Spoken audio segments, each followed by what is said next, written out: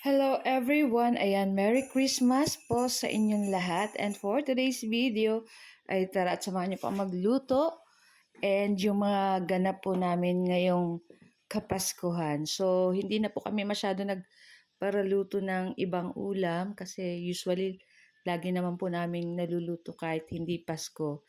So, para maiba naman, ayan, nag-contribute po kami para makabili nitong ating lechon. Pero hindi naman po yan sobrang laki kasi konti lang naman po kami. So, ayan. So, may lechon lang tayo. Nagprito lang tayo ng fried chicken. Shout out kay Ate Ems. Nagbigay ng ating sinukmani or biko. Tapos, meron tayong macaroni salad. And meron tayong gulaman. Ano pa ba? Tapos, meron tayong nilutong carbonara.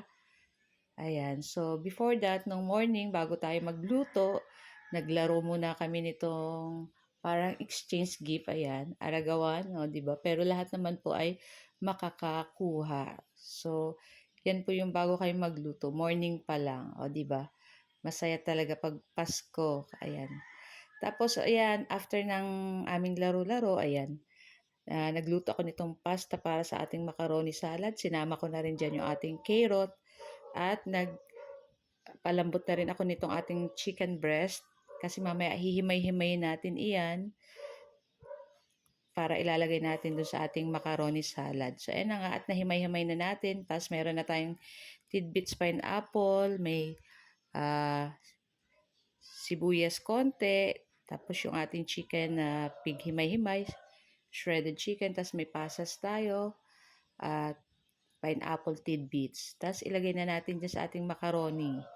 Siyempre, pinalamig muna natin yung ating macaroni dyan.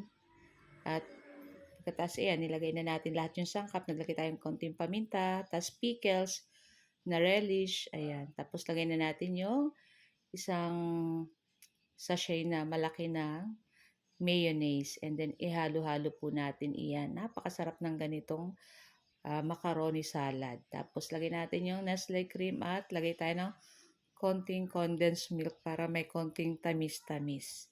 Tapos naglagay na tayo ng cheese at tinikman na natin at okay na, napakasarap. So pinalamig na natin sa ref. And this time naman gagawa tayo nitong ating dapat crema di fruta. Ayan, kaya lang wala kami nabili na brohas. So Graham yung ginamit. Tapos ayun, after nun, pinalamig na rin namin. So, this time, ang lulutuin naman natin ay carbonara. So, nagpainit tayo itong ating kawali, naglagay tayo mantika, naggisa tayo ng bawang sibuyas, nilagay na rin natin dyan yung ating ham, tapos mayroong mushroom, nilagay na rin natin dyan yung evap milk, tapos yung Nestle cream. Tapos, halu-haluin lang po natin iyan, timplahan natin. So, maglagay tayo ng pork cubes, isang piraso, tapos konting asin pa, tapos naglagay rin tayo ng konting sugar, konti lang, para hindi po matamis yung ating carbonara. Konti lang. Tapos ilagay na natin din yung ating cheese. So mamaya lalagyan pa natin cheese. So yan na nga at okay na rin to. Malapot na yung ating sauce. Lagay na natin dyan yung ating pasta. Ayan, halu-haluin po uli natin. Ayan, naku, napakasarap nito guys. Mamaya lalagyan pa natin sa toppings ng bacon. So, niluto na rin natin yung bacon tapos cubes lang natin ng maliliit para sa ating toppings nitong carbonara. Ayan. So, yung niluto natin dito ay 1 kilo.